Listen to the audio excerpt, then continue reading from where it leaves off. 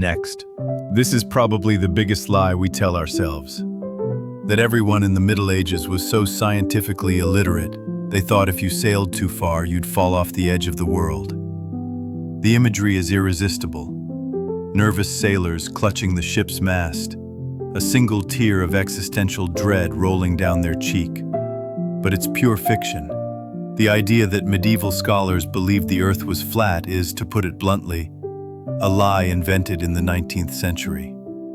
Historians at the time, like Washington Irving, wanted to make their own era seem more enlightened by painting the past as an age of sheer stupidity. Irving's biography of Columbus depicted him as a lone genius battling a council of flat earth monks, a scene so compelling it became a historical fact. In reality, the educated class had known the earth was round for over 1,000 years, thanks to the ancient Greeks. Eratosthenes, a Greek mathematician, had famously calculated the Earth's circumference in the 3rd century BCE with astonishing accuracy, using nothing but shadows and sticks.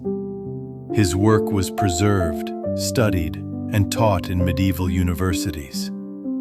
The real debate Columbus faced wasn't if the Earth was a sphere, but how big that sphere was.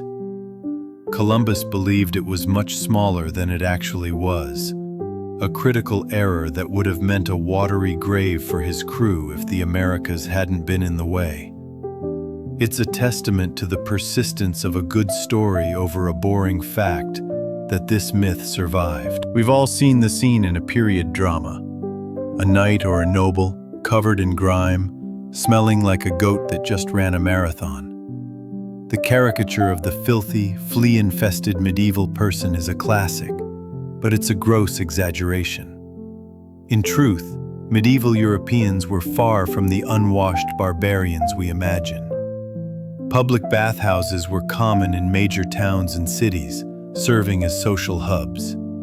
These were places to bathe, yes, but also to socialize, gossip, and even conduct business. Some were even quite lavish, offering steam rooms and massages. It's a bit like a medieval spa, though perhaps with fewer cucumber slices. Even in rural areas, personal hygiene was a regular practice. Rivers, lakes, and even simple rain barrels were used for washing. People made their own soap from animal fat and lye, a process that, while not creating a high-end luxury product, was effective at getting things clean. Monasteries often had strict bathing schedules, and royalty had access to private bathrooms with heated water and fragrant herbs. The myth of medieval filth actually comes from the Renaissance and early modern periods, when medical theory shifted. Doctors began to believe that bathing opened the pores and made the body susceptible to bad air, or miasma. Ironically, people in the 16th and 17th centuries bathed less than their medieval ancestors. So your average baker in the 14th century was probably cleaner than a wig-wearing French courtier at Versailles. Another tenacious myth is that the period after the fall of the Roman Empire was a 1,000-year intellectual blackout, a dark age, where humanity forgot how to read and write. The image is of a single monk, hunched over a flickering candle, desperately trying to preserve a shred of knowledge. This, too, is a product of historical snobbery. The term Dark Ages was coined by later Renaissance thinkers who wanted to flatter their own period by making the one before it look like an intellectual void. It's a marketing strategy.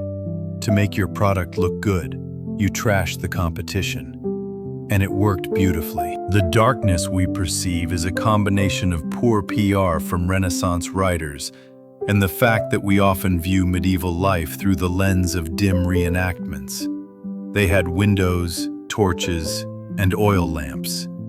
The world wasn't shrouded in perpetual gloom. It was a period of incredible intellectual ferment, not stagnation. The image of a knight in shining armor is iconic. But so is the comical trope of a knight falling over and being unable to get up, like a bewildered turtle. Pop culture loves this image because it makes the powerful look silly and gives a false sense of vulnerability. It's a great plot device, but it's completely incorrect.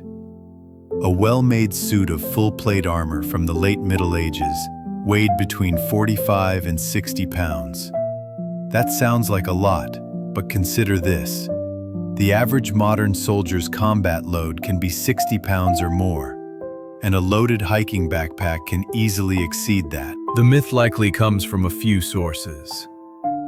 One is the extremely heavy, specialized tournament armor of the 15th century, which was designed purely for jousting and not for combat.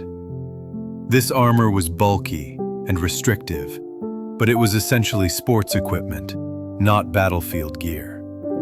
The other source is the poorly made, decorative armor of the Victorian era, which was often thick, badly fitted, and worn by non-athletic gentlemen for reenactments, leading to the comically stiff movements.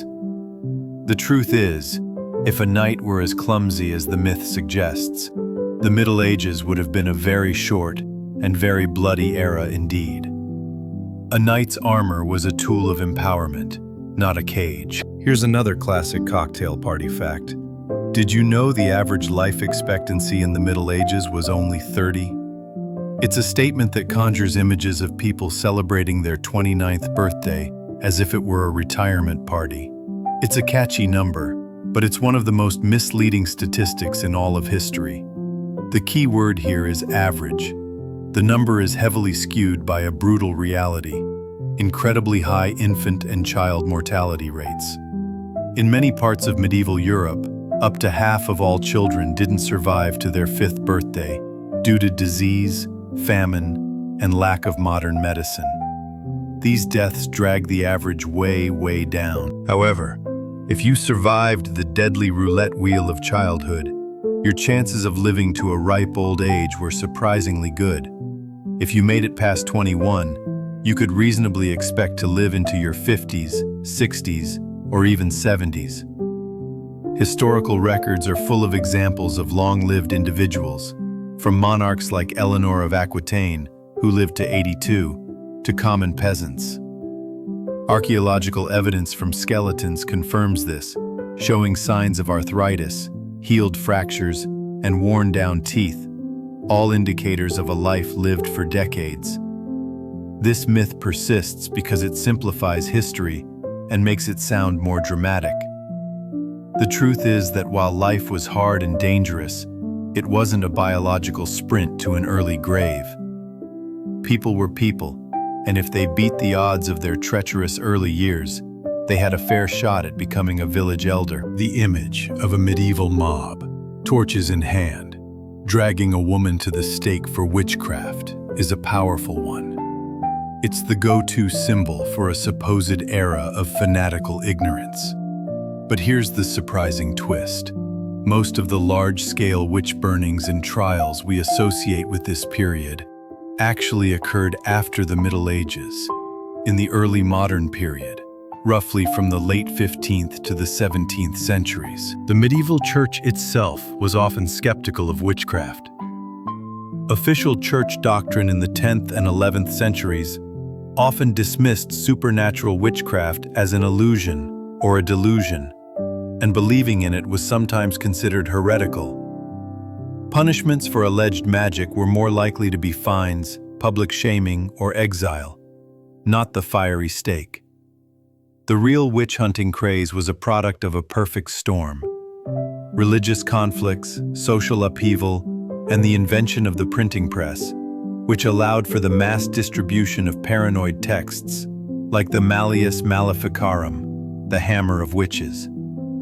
So, if you were a time traveler looking for a witch trial in the year 1350, you'd probably be disappointed and more likely to be recruited to fix a broken wagon wheel. The brutal witch burnings were a later, more paranoid European phenomenon. We've journeyed through some of the most persistent myths about the Middle Ages, from the cleanliness of its people to the mobility of its knights. The lesson here isn't just about debunking specific facts, but about changing our entire mindset about history. We tend to view the past as a one-dimensional, monolithic era, a grim, gray period where everyone was the same, everyone was miserable, and everyone was stupid. The truth is that history is not flat. It's a complex, textured, and deeply human tapestry filled with contradictions.